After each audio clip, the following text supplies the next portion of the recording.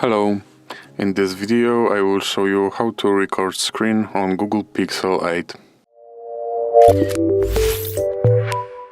So to start recording screen on Google Pixel 8 you will have to start with swiping down on your main screen to open settings menu, and now swipe right on your quick settings menu, and now click here on start recording.